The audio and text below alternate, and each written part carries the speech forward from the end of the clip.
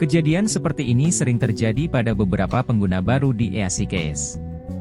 Beberapa orang penasaran dan ingin tahu tentang EasyCash, jadi mereka dengan sengaja mengunduh aplikasi EasyCash dan mendaftar akun. Tujuan mereka hanya untuk mendaftar akun, tetapi ternyata pinjaman yang mereka ajukan benar-benar dicairkan dananya langsung ke rekening mereka. Banyak yang mengeluh karena mereka hanya ingin mendaftar dan belum memiliki niat untuk meminjam.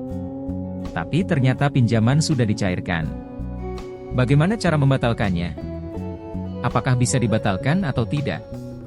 Jadi, bagi kalian yang baru menggunakan EasyCash, perhatikan hal-hal berikut.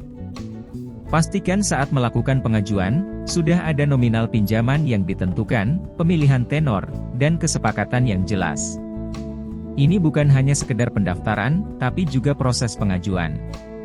Sistemnya berbeda untuk orang-orang yang sudah memiliki akun sebelumnya. Mereka bisa mengajukan pinjaman lagi jika mereka mau. Tetapi, dalam kasus ini, mereka seringkali langsung diarahkan untuk mengajukan pinjaman. Banyak yang merasa pusing dan stres. Bagaimana mereka yang tidak berniat meminjam tapi sudah ada pencairan? Apakah harus mengembalikan langsung atau bisa dibatalkan? Jika teman-teman sudah menerima pinjaman tersebut dan dana telah masuk ke rekening, maka pinjaman tersebut tidak bisa dibatalkan. Namun, jika proses pengajuan masih dalam tahap verifikasi, teman-teman bisa langsung menghubungi EasyCash melalui customer service yang tertera di website untuk membatalkan pengajuan pinjaman.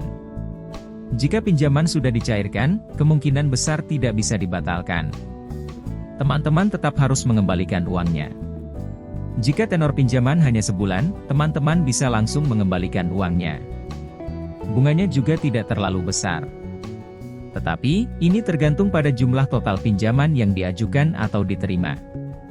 Jika jumlahnya besar, misalnya 10 juta, bunga yang harus dibayarkan juga akan terasa besar, meskipun hanya dalam waktu sebulan.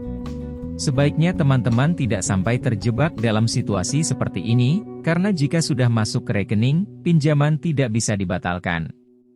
Jika teman-teman ingin membatalkan, mereka harus melunasi utangnya beserta bunganya. Hal inilah yang membuat beberapa orang merasa terjebak ketika gagal membayar pinjaman di EasyCash. Beberapa orang hanya mencoba-coba untuk mendaftar, tetapi kemudian terus dihubungi dan ditawari pinjaman. Ini hal yang wajar karena itu adalah program mereka.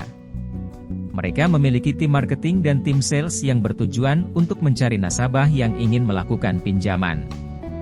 Hal ini hampir sama seperti yang terjadi di bank, di mana seringkali kita juga menerima telepon penawaran pinjaman. Bedanya, ini adalah pinjaman online. Jadi, jangan pusing dan jangan khawatir terkait hal-hal seperti ini. Saran saya, jika kalian tidak benar-benar membutuhkan uangnya, jangan mencoba-coba meminjamnya. Lebih baik langsung membayarnya agar bunga tidak semakin bertambah dan tentunya kalian bisa melunasinya tepat waktu. Kebanyakan orang merasa senang karena mendapatkan pinjaman dan uang tunai, tetapi pada akhirnya mereka kesulitan membayar karena tidak ada uangnya.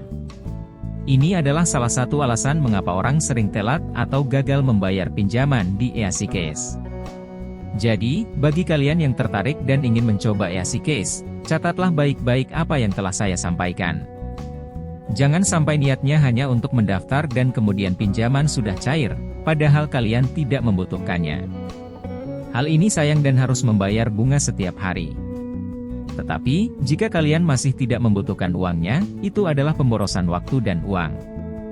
Terima kasih dan mohon maaf jika ada kesalahan dalam penulisan.